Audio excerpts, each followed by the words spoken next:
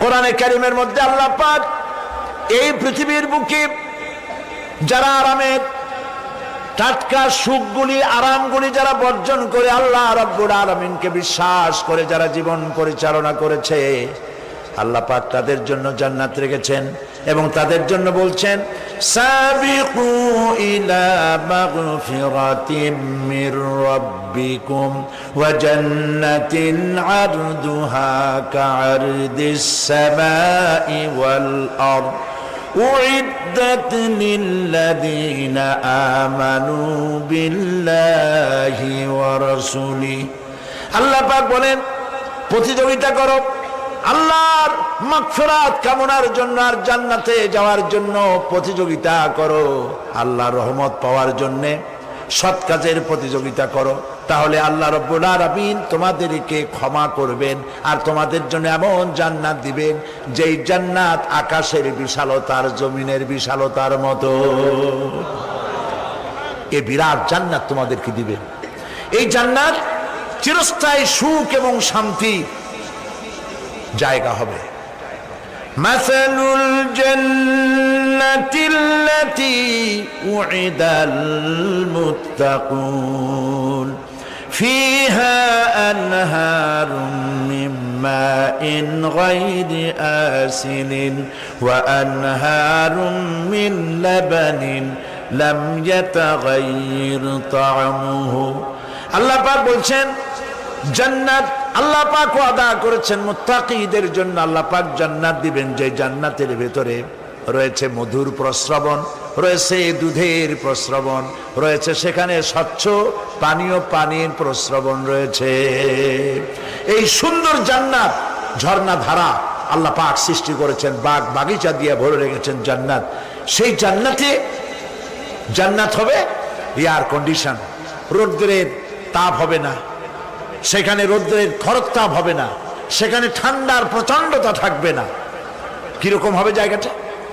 আল্লাহ পাক বলছেন মুত্তাকিনা আলাল আরাইকি লা ইয়ারাউনা ফিহা শামসান ওয়ালা জামহারিরা ওয়া দানিয়াতান আলাইহিম যিলালুহা ওয়া যুল্লিলাত কুতুফুহা তাযলিলা। আল্লাহ পাক এমন জান্নাত রেখেছেন, সেই আল্লাহ পাক সেই জান্নাতের ভিতরে জান্নাতীরা ঠেস লাগায়া মুখোমুখি অবস্থায় তারা সেখানে বসবে, আর জান্নাতীদের মনের মধ্যে কোনো দুঃখ থাকবে না, পেরেশানি থাকবে না। পৃথিবীতে মানুষের দুঃখ থাকে, পেরেশানি থাকে, সেখানে কোনো দুঃখ আর পেরেশানি থাকবে না। সেই জায়গাটা হবে শীতাতপ নিয়ন্ত্রিত, না শীত না গরম, চির বসন্ত বিরাজ করবে। জান্নাতীরা সেখানে থাকবে। এই সুন্দর জান্নাত আল্লাহ পাক রেখেছেন মুত্তাকীদের জন্য। সুবহানাল্লাহ। কাফেরদের জন্য জান্নাত হবে, জাহান্নাম হবে চিরকাল। খালিদিনা ফিহা আবাদান, চিরকাল কাফেরেরা জাহান্নামে থাকবে।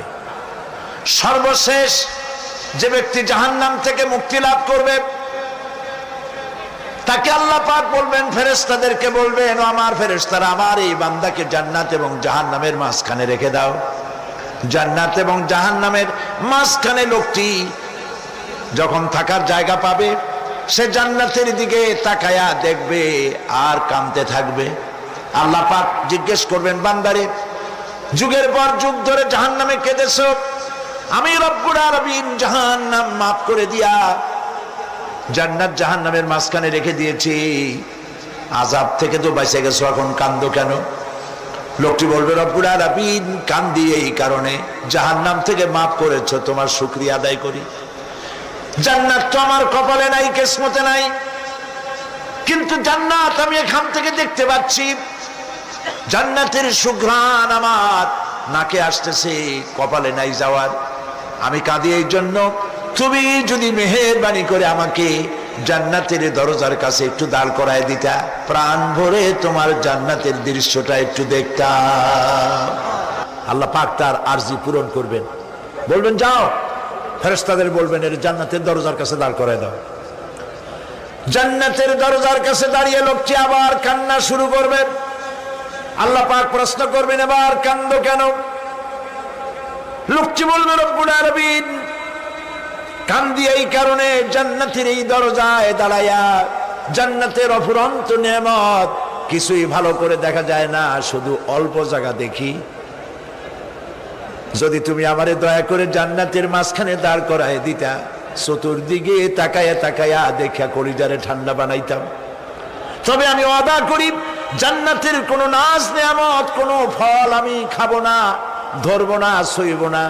একটুখানি মেহেরবানি করে মাঝখানে দাঁড় করাইয়া দাও, জান্নারে ঠান্ডা করি। আল্লাহ রাব্বুল আলামিন ফেরেশতাদের বলবেন আমার এই বান্দারে জান্নাতের মাঝখানে দাঁড় করাইয়া দে। আল্লাহর নবী বলেন জান্নাতের মাঝখানে দাঁড়িয়ে লোকটি আগের চাইতে আরো জোরে চিৎকার মেরে কাঁদতে থাকবে। আল্লাহ পাক বলবেন বান্দারে কি হলো তোর? দরজার কাছে আসতে চাইছি রে, আইনা দিলাম। আবার এবার মাঝখানে আসতে চাইছো, তাও এনে দিয়েছি। আবার কান্দো কেন? লোকটি বলবে রব্বুল আলামিন এবার কান্দি এই জন্যে তুমি যখন দয়া করে একটিবার জান্নাতের মাঝখানে এনে আমাকে দাঁড় করায় দিয়েছো, তুমি রহমান রহিম গফুরুর রহিম, এই জান্নাত থেকে আবার আর বাইর করে দিও না।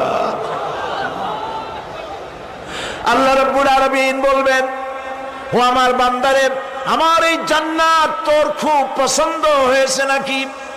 লোকটি বলবে রব্বুল আলামিন কলিজা ঠান্ডা হয়ে গেছে, ভাবতেও পারি না এই জান্নাত এত সুন্দর।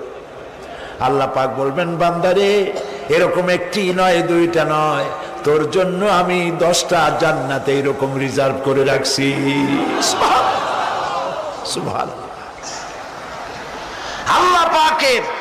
আল্লাহ পাককে ভয় করে পৃথিবীর সমস্ত পাপ থেকে যারা নিজেকে রক্ষা করবে আল্লাহ তাদের জন্য এই জান্নাত রেখে দিয়েছেন। সুবহানাল্লাহ। সেই জান্নাতের রিসিপশন আপনারা আন্দাজ করতে পারবেন না রিসিপশন কারে কয়। কি এর প্রধানমন্ত্রী আর প্রেসিডেন্ট, 4-5টা পুলিশ আর আর্মি এসে একটা ফট করে সেলুট মারলো, বাস শেষ হয়ে গেল, এরকম না। জান্নাতীদেরকে রিসিপশন দেওয়া হবে।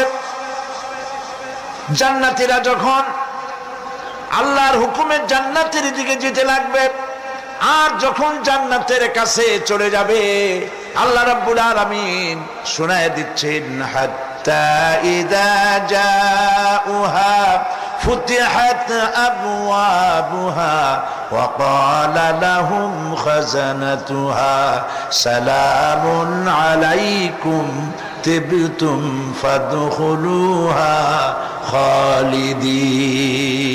সুবহানাল্লাহ। জান্নাতীরা যখন জান্নাতে প্রবেশ করার দরজার মুখোমুখি হবে, দ্বার রক্ষীগণ তখন বলবে সালামুন আলাইকুম, আল্লাহর শান্তি তোমাদের উপরে বর্ষিত হোক। সুবহানাল্লাহ। দুনিয়ার টাটকা টাটকা সুখগুলি 2 পা দিয়ে ঠেলে দিয়েছো, টাটকা সুখগুলি গ্রহণ করো নাই, হারাম খাও নাই, আল্লাহর দ্বীন কায়েমের জন্য রক্ত দিয়েছো, জীবন দিয়েছো, কষ্ট করেছো, আল্লাহকে ভয় করেছো। আমাদের সালাম গ্রহণ করো, জান্নাতের মধ্যে ঢুকে যাও চিরকালের জন্য। সুবহানাল্লাহ। আর বাইরে হওয়া লাগবে না, চিরকাল এই জান্নাতের মধ্যে তোমরা বসবাস করতে পারবে। আল্লাহ রাব্বুল আলামিনের ফেরেশতারা বলে দিবেন। জান্নাতের মধ্যে আল্লাহ পাক হুরদের সঙ্গে জান্নাতীদের বিয়ের ব্যবস্থা করে দিবেন। কোরআনে কারিমে আল্লাহ পাক বলেন মুত্তাকিনা আলা সুরুজিম মাসফুফাতিন ওয়া যাওয়াজনাহুম বিহুরিন ঈন।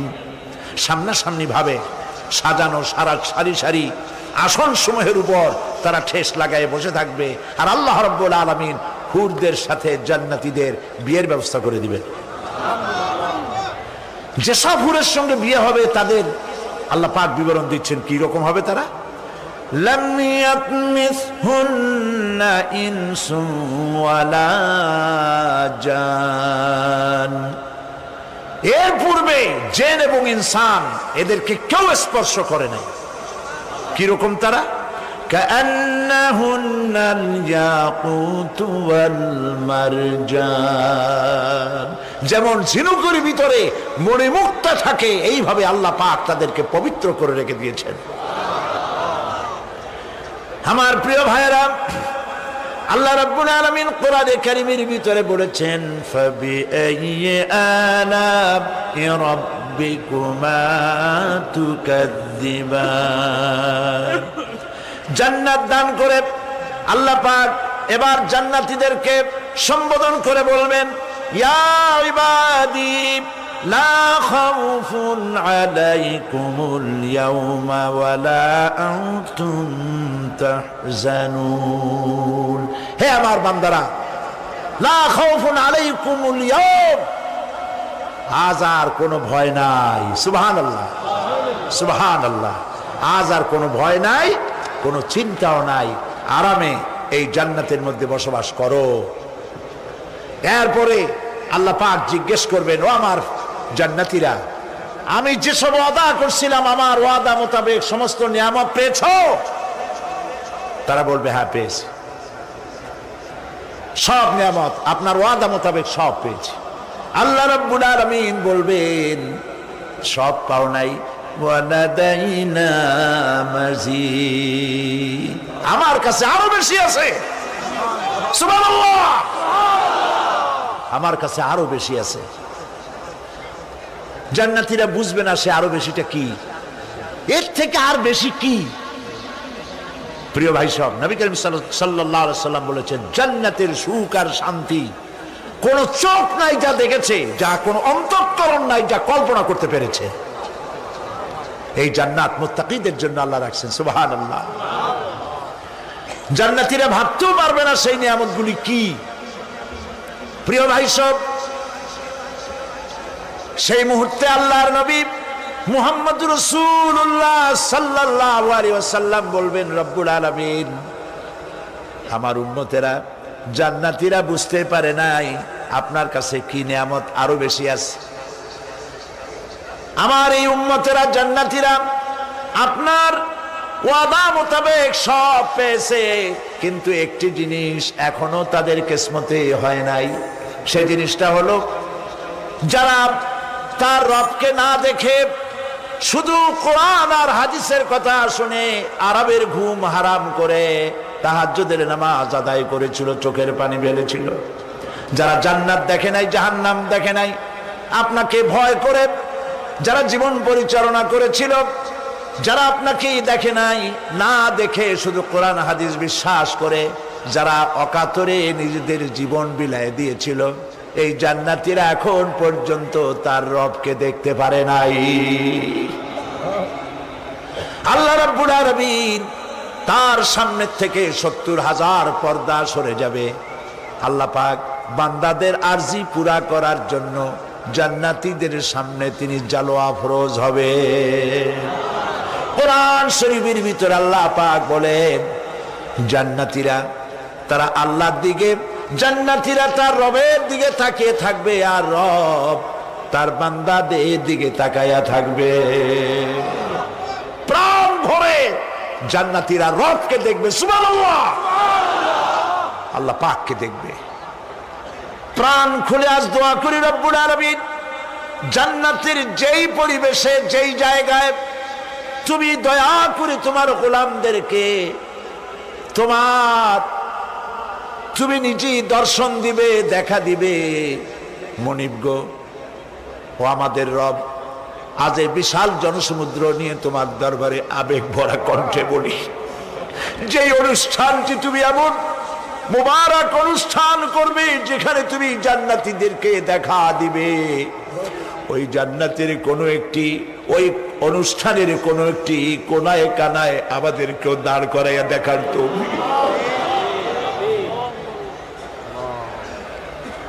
প্রিয় ভাই সব, আল্লাহ রাব্বুল আলামিন মানুষের সামনে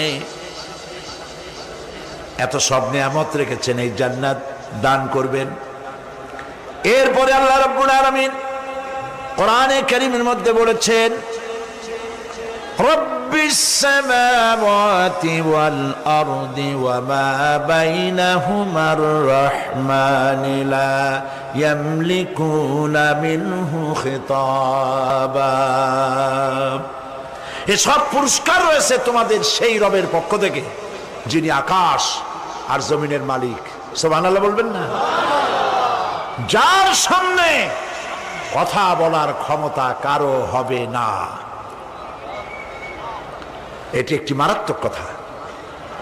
কিয়ামতের দিন আল্লাহর দরবারে কেউ কথা বলতে পারবে না আল্লাহর নির্দেশ ছাড়া। একটি আকীদা পরিষ্কার করে নিয়ে যান আপনাদের।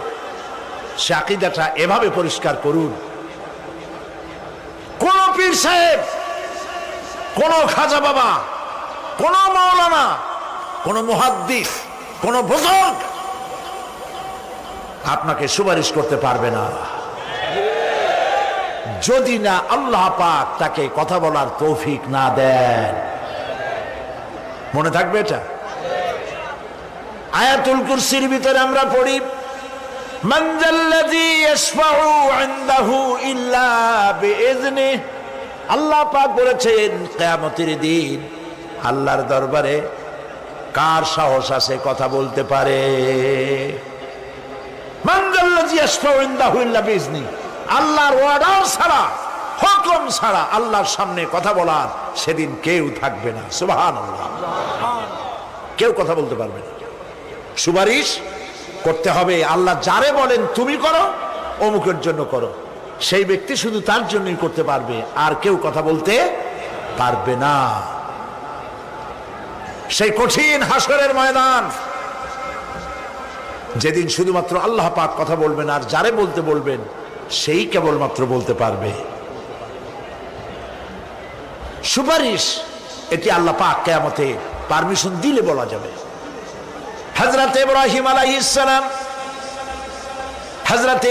আলাইহিস সালাম কিয়ামতের দিন তার নিজের পিতা সম্পর্কে সুপারিশ করবেন। রব্বুল আলামিন, আমার আব্বার জন্য সুপারিশ করতেছি, মেহেরবানি করে জাহান্নাম থেকে তারে আপনি রক্ষা করুন। আল্লাহ রব্বুল আলামিন বলবেন, ইব্রাহিম তোমার সুপারিশ মঞ্জুর হবে না। প্রিয় ভাই সব, একটু মাথা খাটান, চিন্তা করেন। জাতির পিতা কে? জাতির পিতা চিল্লায় বলুন, কলিজা সাফ করে ফেলুন। মুসলমানদের জাতির পিতা হাফিজ কেউ হতে পারে না।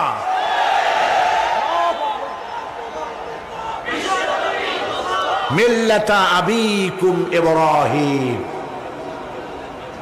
ইব্রাহিম আলাইহিস সালাম এই মিল্লাতের পিতা। সুবহানাল্লাহ। হযরত ইব্রাহিম আলাইহিস সালাম কিয়ামতের দিন বলবেন, আল্লাহ আমার আব্বার জন্য সুপারিশ করছি। আল্লাহ পাক বলবেন মঞ্জুর হবে না। আজর তোমার পিতা হতে পারে, কিন্তু আমার খলিলকে আগুনে ফেলার জন্য নমরুদকে সে সহযোগিতা করেছে, আমি তোমার পিতাকে ক্ষমা করব না। নবী করিম সাল্লাল্লাহু আলাইহি সাল্লামকে সাহাবায়ে কেরাম জিজ্ঞেস করেছেন, হে রাসূল, আপনার আব্বা এবং আম্মার অবস্থা কি হবে? নবী করিম সাল্লাল্লাহু আলাইহি সাল্লাম কেঁদে ফেলেছেন, সব বলেছেন, আমি তাদের কোনো উপকারে আসব না। আল্লাহু আকবার। আপনি মনে করছেন নাকি যে ইয়া নবী সালাম আলাইকা বলি অমনি নবী সুপারিশ পাবেন? এত সহজ। কতগুলো রসগোল্লা খাইলেন আর বড় একটা মিছিল করলেন আর অমনি চলে যাবেন? পৃথিবীর সব মানুষ, সাহাবায়ে কেরাম বাদ দেন, পৃথিবীর সমস্ত মানুষ একত্রিত হয়ে আবু তালেব রাসূলুল্লাহকে যে ভালোবেসেছেন, ওর 1000 ভাগের 1 ভাগও সারা দুনিয়ার মানুষ রাসূলুল্লাহকেই ভালোবাসতে পারবে? পারবে? নিজের ছেলে আলীকে, আলী রাদিয়াল্লাহু তাআলা আনহুকে আলাদা বিছানায় শোয়াইয়া, ছোট্ট মানুষ হযরত আলী আলাদা জায়গায় রাখিয়া, মুহাম্মদুর রাসূলুল্লাহ সাল্লাল্লাহু আলাইহি ওয়াসাল্লাম এতিম মানুষ, তারে কলিজার সাথে বুকের মধ্যে আশ্রয় দিয়ে আগলে রেখেছেন বুক ভরে। সেই আবু তালেব মৃত্যুর সময় নবী করিম সাল্লাল্লাহু আলাইহি ওয়াসাল্লাম বলেছিলেন, চাচা একটি বার আমার কানে তাওহীদের কালেমা শোনায় দেন। আবু তালেব, তার কিসমতে ছিল না কালেমা। মরে যাওয়ার পর একজন সাহাবী বলেছিলেন, ইয়া রাসূলুল্লাহ, মৃত্যুর সময় আবু তালেবের মুখ আমি নড়তে দেখেছি, তিনি কালেমা পড়েছেন সম্ভবত। রাসূলুল্লাহ সাহেব বলেছেন, আমি শুনি নাই। এত ভালোবাসার পরেও হাদিস শরীফে এসেছে, আবু তালেব জাহান্নামে যাবে। কোথায় যাবে? জাহান্নামে। সবচাইতে কম আযাব হবে কার? আবু তালেবের। কম আযাবটা কি? হাদিস শরীফে এসেছে কম আযাব হলো জাহান্নামের আগুন দিয়ে এক জোড়া জুতা তৈরি করে আবু তালেবের পায়ে পরিয়ে দেওয়া হবে। সেই জাহান্নামের আগুনের তৈরি করা জুতার তাপে আবু তালেবের মাথার ঘিলুগুলো টকবক করে বউ পড়তে লাগবে। এত ভালোবেসে যদি কিয়ামতে উপায় না হয়, আপনি ইয়া নবী সালাম আলাইকা, ইয়া রাসূল সালাম আলাইকা আর কতগুলো জিলাপি খাইলেন, বড় একটা মিছিল করলেন। প্রিয় ভাই সব, এইসব বিদআত ছাড়ুন, এগুলি সুস্পষ্ট বিদআত। রাসূলুল্লাহকে ভালোবাসবেন, সাহাবীরা যেভাবে ভালোবেসেছেন ওইভাবে ভালোবাসবেন। আল্লাহ রাব্বুল আলামিন বলেন, যালিকাল ইয়াউমুল হক ফামান শাআ আত্তাখাযা ইলা রাব্বিহি মাআবা। এই দিনটি অবশ্যই আসবে, সেদিনটি নিশ্চিতভাবে আসবে। আর এখন যার ইচ্ছা সে তার রবের দিকে অগ্রসর হোক।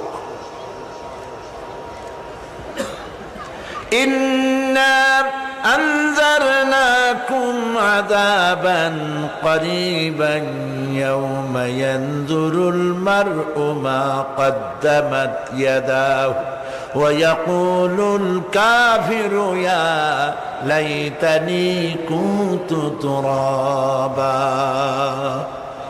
ইন্না আনজারনাকুম আযাবান করিবা, খুব নিকটবর্তী একটি আযাব সম্পর্কে আমি তোমাদেরকে সতর্ক করে দিলাম। কে বলতেছেন? আল্লাহ পাক। লক্ষ্য করুন আল্লাহ কি বলছেন, খুব নিকটবর্তী একটি কঠিন শাস্তি, আযাব অর্থাৎ কিয়ামত, এ সম্পর্কে আমি তোমাদেরকে সতর্ক করে দিলাম। ইয়াউমা ইয়ানজুরুল মার'উ মা কদ্দামাত ইয়াদাহু, সেদিন প্রত্যেকটি লোক যা সে পাঠিয়ে দিয়েছিল এখানে, অর্থাৎ যা করেছিল সেগুলি সে দেখতে পাবে। আর তখন ওয়ায়াকুলুল কাফিরু ইয়া লাইতানি কুনতু তুরাবা। সেই কিয়ামতের ময়দানে অবস্থা দেখে কাফেররা বলবে, আহারে মানুষ না হইয়া যদি মাটি হইয়া যেতাম, যদি মাটি হতাম, যদি মানুষ না হয়ে না জন্মতাম, আজ এই হাসরের ময়দানে এইখানে এই বিচারের মুখোমুখি হতাম না, মাটি হইলে বরং অনেক ভালো হতো। এই পৃথিবীতে আমরা এসেছি, চলে যাব, যাওয়ার আগে এই কোরআন একটি বিশাল জনগোষ্ঠী এমন বানাতে চেয়েছে যে জনগোষ্ঠী এই কোরআন দিয়ে একটি বিশাল সমাজ গড়বে, রাষ্ট্র গড়বে, এমন রাষ্ট্র গড়বে যেই রাষ্ট্রে দুঃখ থাকবে না, অশান্তি থাকবে না, যেখানে সুখ থাকবে, সমৃদ্ধি থাকবে, আর কিয়ামতের দিন আল্লাহর জান্নাতে তারা চলে যাবে। তেমন একটি সমাজকে আমরা চাই। সবাই বলেন সেরকম একটি সমাজকে আমরা চাই। প্রিয় ভাই সব, কিয়ামতের দিন আমরা যেতে চাই জান্নাতে। কোথায় যেতে চাই বলেন? জোরে বলেন। এই জান্নাতে যাওয়ার জন্য দুইটা কাজ করতে হবে। কয়টা কাজ? আল্লাহ রাব্বুল আলামিন বলেন, ফামান কানা ইয়ারজু লিকাআ রাব্বিহি ফালইয়ামাল আমালান সালিহান ওয়া লা ইউশরিক বিইবাদাতি রাব্বিহি আহাদা। আল্লাহ পাক বলেন, যে বাজারা আমার সঙ্গে দেখা করতে চায় কিয়ামতে, দুইটা কাজ করা লাগবে। বলেন কয়টা কাজ? একটা হলো নেক আমল। কি আমল বলেন? নেক আমল। নেক আমল কারে বলে? নেক আমল করতে হলে আবার দুইটা শর্ত লাগে। এক নম্বরে কাজটা করতে হবে আল্লাহরে খুশি করার জন্যে। কারে খুশি করার জন্য? একটা মাদ্রাসা বানাইছি যাতে লোকেরা বলে যে বড় একটা মাদ্রাসা বানাইছে, এই জন্য মাদ্রাসা বানাবেন, মসজিদ বানাবেন, হসপিটাল বানাবেন, যা কিছু করেন নিয়ত হবে আল্লাহকে খুশি করা। নিয়ত হবে কারে খুশি করা? আল্লাহ পাককে খুশি করা। এই হলো নেক আমলের প্রথম শর্ত। কাজ হবে আল্লাহকে খুশি করার জন্য। দুই নম্বরে কাজটি হতে হবে সুন্নতে নববী সাল্লাল্লাহু আলাইহি ওয়াসাল্লামের উপরে। মনে থাকবে দাড়ি রাখবো, কেন রাখবো? রাসূলের সুন্নাত। রাখবো কারে খুশি করার জন্য? আল্লাহ খুশি করার জন্য। রাখবো কার মতো? রবীন্দ্রনাথের মতো, কার্ল মার্কসের মতো, কবির মতো নয়। রাখতে হবে কার মতো? নবীর মতো। বুঝে নেন, কাজটা হতে হবে আল্লাহকে খুশি করার জন্য। 2 নম্বরে কাজটা হতে হবে সুন্নতে নববী সাল্লাল্লাহু আলাইহি ওয়াসাল্লামের উপরে হতে হবে। তাহলে এই হলো 1 নম্বর। জান্নাতে যাওয়ার জন্য, আল্লাহর সাথে দেখা করার জন্য 1 নম্বরের কাজ হলো নেক আমল। বলেন 1 নম্বরের কাজ কি? 2 নম্বরের কাজ ওয়ালা ইউশরিক বিইবাদাতি রাব্বিহি আহাদা। আল্লাহ রাব্বুল আলামিনের ইবাদতের সাথে কাউকে শরীক স্থাপন করা যাবে না। আমরা যারা মুসলমান, অধিকাংশ মুসলমান শিরকের ভিতরে মুবতালা হয়ে আছে। বিশ্বাস করেন কিনা বলেন? কাফেরেরা তো মুশরিক আছেই, ওরা তো মুশরিক আছেই, কিন্তু আমরা মুসলমানেরা আমাদের আমলের মধ্যে, আমাদের অজান্তে সবের নিয়তে অনেক শিরক আমরা করে বসি। নাউজুবিল্লাহ, বলেন নাউজুবিল্লাহ। এই জন্য আমি বারবার সতর্ক করি, নিজেকেও করি, আপনাদেরকেও করি। এই কারণে করি, শিরকের গুনাহ আল্লাহ মাফ করবেন না। ইন্না শিরকা লাযুলমুন আযীম।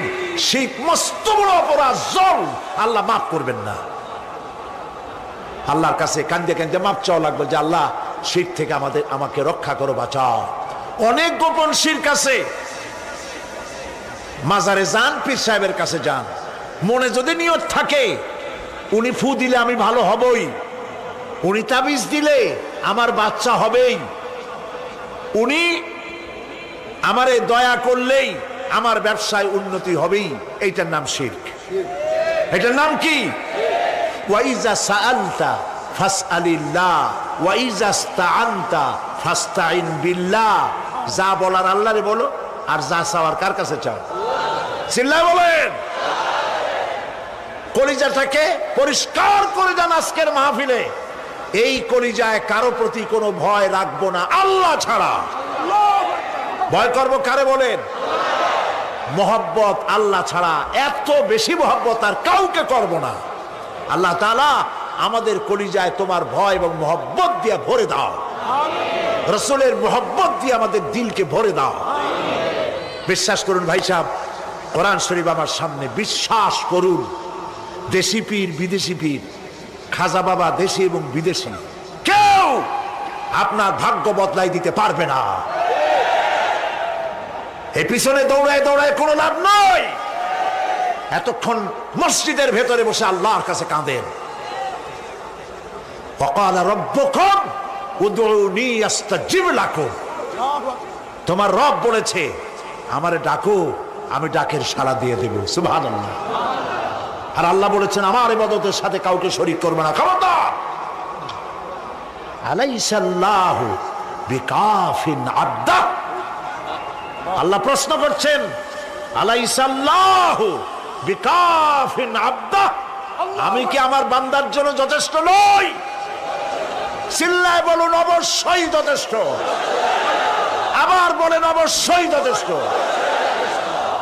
কলিজা সাফ করে ফেলেন।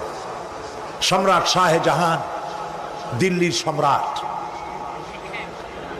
হাবিজাবি সম্রাট না, দিল্লির সম্রাট। এখন কোথায়? কবরের মধ্যে। কবি বলতেছেন, শাহনে জাহাं को जिन्हें फक्र से देते थे बाज, शाहने जहां को जिन्हें फक्र से देते थे बाज, वाज कब्र में है सूरह अलहम्दु की मोहताज।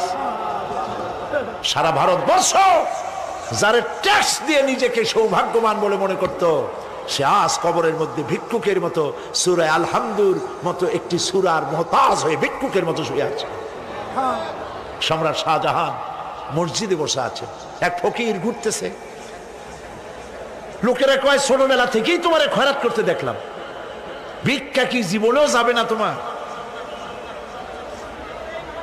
লোকটি বলছে, আমি ভিক্ষা করবো ছাড়া আমার উপায়টা কি? এই লোকটি আমি ভিক্ষা করা ছাড়া করবো কি? লোকেরা তো আমার 60 টাকা 50 টাকা 100 টাকা দেয় না, 4 আনা 5 আনা 1 টাকা এই আমার দেয়, এ দিয়ে আমি বড় লোক হবো কেমন? লোকটি বলছে, আচ্ছা দেখো, তুমি তো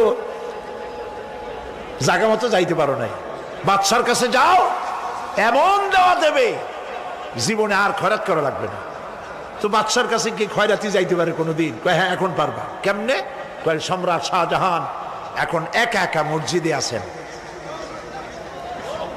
তখনকার এসব বাদশারা অনেকে নামাজি ছিলেন, দিনদার ছিলেন।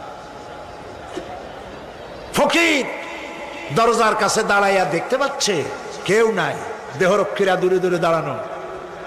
বাদশাহ মসজিদের ভেতরে বসে হাত তুলে ঝুলতেছে আর কাঁদতেছে, চোখের পানি দিয়া দাঁড়িয়ে ভিজে ভিজে পড়ছে। এই দৃশ্য অনেকক্ষণ দেখলো ফকির। কিছুক্ষণ পর সম্রাট শাহজাহান মসজিদ থেকে বেরিয়ে আসছে। ফকির বলছে, আসসালামু আলাইকুম হুজুর। তিনি বললেন, ওয়ালাইকুম আসসালাম, চলে গেল। বাদশা বলল, আমার কাছে তো কেউ আসিয়া কিছু না চাইয়া তো যায় না, এরে দেখলাম খয়রাতির মতো কিছু চাইলো না, বেটা ভয় করলো নাকি? হ্যাঁ আমি এদিকে আসো। আসছে। ভয় পাইছো? কয় না ভয় পাইনি। তো কিছু যে চাইলে না? ফকির বলছে, জাহাপানা সত্যিই কিছু চাইতে আসছিলাম। তারপর চাইলে না কেন? ফকির বলছে, জাহাপানা সারা জীবন ভিক্ষা করেছি, আর আজ দিল্লির সম্রাটের কাছে বেশি পাওয়ার লোভে এসেছিলাম, কিন্তু আপনার দশা দেখা আমার জ্ঞানের চোখ খুলে গেছে। আমি লক্ষ্য করে দেখলাম, আমি সম্রাটের কাছে চাইতে এসেছি, হাত তুলি নাই, বিনয় প্রকাশ করি নাই, চোখের পানি ফেলি নাই, কিন্তু লক্ষ্য করে দেখলাম দিল্লির সম্রাট আমার চাইতেও বড় ভিক্ষুকের মতো। আবার কোন সম্রাটের কাছে হাত তুলে কান্দে? আমার জ্ঞানের চোখ খুলে গিয়েছে, আমি বুঝতে পেরেছি সম্রাট কান্দে যেই সম্রাটের কাছে, তারে ছাড়া আর কারো কাছে জীবনে চাইব না। এই কথাই সূরা ফাতিহায় প্রত্যেক দিন পড়ি, বুঝি না কি পড়ি। ইয়াকা না'বুদু ওয়া ইয়াকা নাস্তাঈন। আয় আল্লাহ, একমাত্র তোমার গোলামি করি আর তোমার কাছে সাহায্য চাই, তুমি ছাড়া কারো কাছে সাহায্য চাই না। কলিজা সাফ করুন। কোন মরা পীর, কোন জিন্দা পীর আপনার মনের আশা পুরা করতে পারবে না, পারবে না, পারবে না।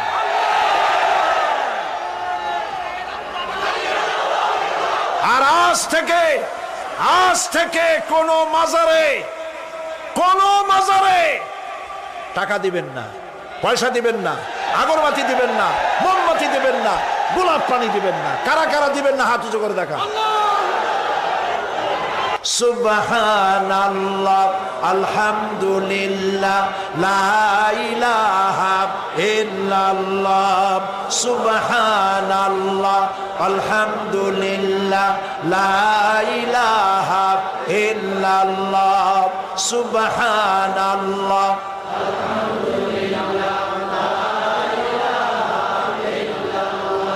লা ইলাহা ইল্লাল্লাহ, মুহাম্মাদুর রাসূলুল্লাহ। আল্লাহুম্মা আমিন। রব্বানা যালামনা আনফুসানা ওয়া ইন লাম তাগফির লানা ওয়া তারহামনা লানাকুনান্না মিনাল খাসিরিন। রব্বুল আলামিন, तमाम পৃথিবীর মাটির নিচে যত মুমিন মুমিনাত শুয়ে আছে, আল্লাহ কবরগুলি কি জান্নাতের টুকরা বানায়া দাও। আয় আল্লাহ তাআলা, এই মুহূর্তে মনে পড়ে গেল আমাদের মা বাপের কথা। রব্বুল আলামিন, আমাদের আব্বা জান কত বছর আগে দুনিয়া থেকে বিদায় হয়ে গেল, নাম ধরে আর কেউ ডাকে না। কত কষ্ট করেছে, ধান বিক্রি করে, সুপারি বিক্রি করে নিজের পেটে না দিয়া নিজের ভালো জামা না বানাইয়া আমাদের লেখাপড়া শিখাইছে, বাড়িঘর বানালো, আর একদিন তোমার ডাকে সাড়া দিয়া চলে গেল। যুগের পরে যুগ চলে গেল, বাপের মুখ আর দেখি না। আল্লাহ তাআলা আমাদের আব্বাজান যাদের দুনিয়া থেকে বিদায় হয়ে গেছে, কবরটাকে বেহেশত বানায় দাও। তুমি সম্রাটের সম্রাট, তুমি রাজাধিরাজ, তোমার মহব্বত ছাড়া কোনো মহব্বত যেন কলিজায় থাকে না মাবুদ। তোমাকে ছাড়া কাউকে যেন ভয় করি না মাবুদ। সারা জীবন শিরক আর বিদআত থেকে আমাদের তুমি বাঁচাও আল্লাহ। তোমার জাহান্নামকে আমরা ভয় পাই। আল্লাহুম্মা আজিরনা মিনান নার, আল্লাহুম্মা আজিরনা মিনান নার, আল্লাহুম্মা আজিরনা মিনান নার। রব্বানা তাকাব্বাল মিন্না ইন্নাকা আনতাস সামিউল আলিম ওয়া তুব আলাইনা ইন্নাকা আনতাত তাওয়াবুর রহিম। সুবহানা রাব্বিকা রাব্বিল ইজ্জাতি আম্মা ইয়াসিফুন ওয়া সালামুন আলাল মুরসালিন ওয়ালহামদুলিল্লাহি রাব্বিল আলামিন। ওয়াজআল আখিরা কালামিনা ইনদাল মাউত লা ইলাহা ইল্লাল্লাহু মুহাম্মাদুর রাসূলুল্লাহ।